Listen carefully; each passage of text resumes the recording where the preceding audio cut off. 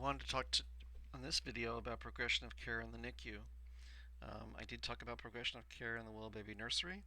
In the NICU, basically, it's the same. If you're jumping tiers, let's say you're going from non-global to global, or from global to critical, or from non-global to critical, you're able to get another admit code. I'm going to go through that with you with progression of care baby in the NICU. So this is the child that I just created. He was born, I made him born yesterday, and I put him on, he was a TTNer. I put on CPAP. I didn't feel he was critical enough to be critical, but I did, and I coded him as a 99477 yesterday.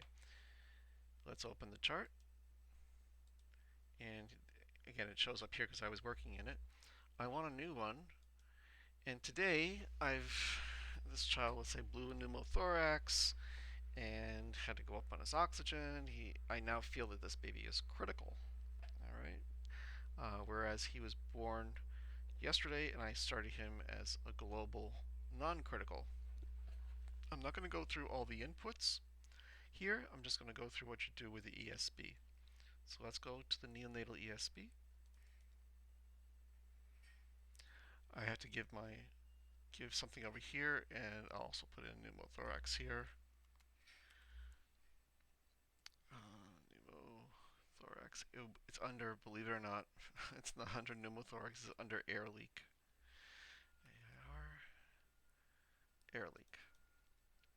All right, and that would have come up with my input over here when I did my respiratory part. But I just want to put there. I have justified in my notes saying that there's a high probability this kid will crash if I don't do what I'm doing. I put in my chest tube. Now I feel this baby is critical. I admitted him as a global, but now that he's a global critical, I am due for, believe it or not, I am due for an initial day. I'm going to have to put in the referring doc. I'm due for another initial day, and I'm okay to submit because I need to change the initial code because he was admitted under a regular global code. Because of progression of care, I get to get another admit code. All right. And the hospital admit day was the 8th. I have TTN. I'm on CPAP. And I'll have continuous pulse oximetry. All right. So this has been how to do progression of care for a child who was admitted as a global non-critical on the 8th of January. He blew a pneumo today, and I had to put a chest tube in. I'm deeming that he is critical. In my note, I have the critical statement. I put in my diagnoses up here, and I get initial day critical. Right? I submit it, and this child will remain critical as long as I keep on putting the critical statement in, and as long as I feel that he is critical. When he becomes non-critical, then I will put him back to the subsequent day weight-based.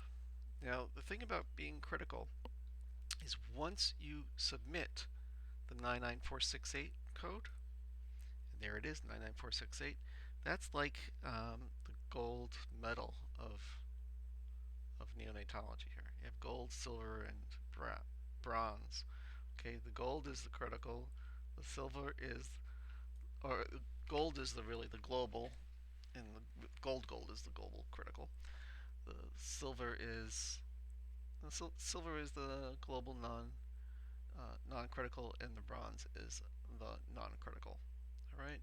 Once you hit either silver or gold, 99468 or the 99477, you do not have the ability to have any progression of care if the child should become critical once he becomes non-critical or becomes non-global.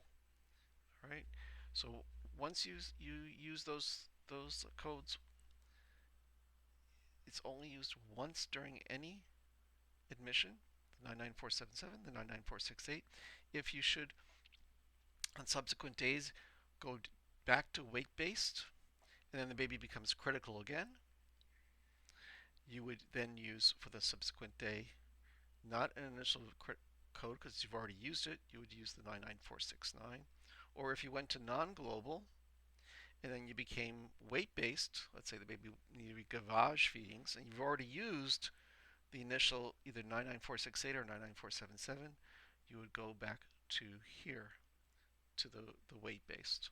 This has been progression of care. Again, it's a concept that it doesn't really, it's a little hard to grasp that you have two admission codes, but if you're going from a lower tier to a higher tier, you get another admit code.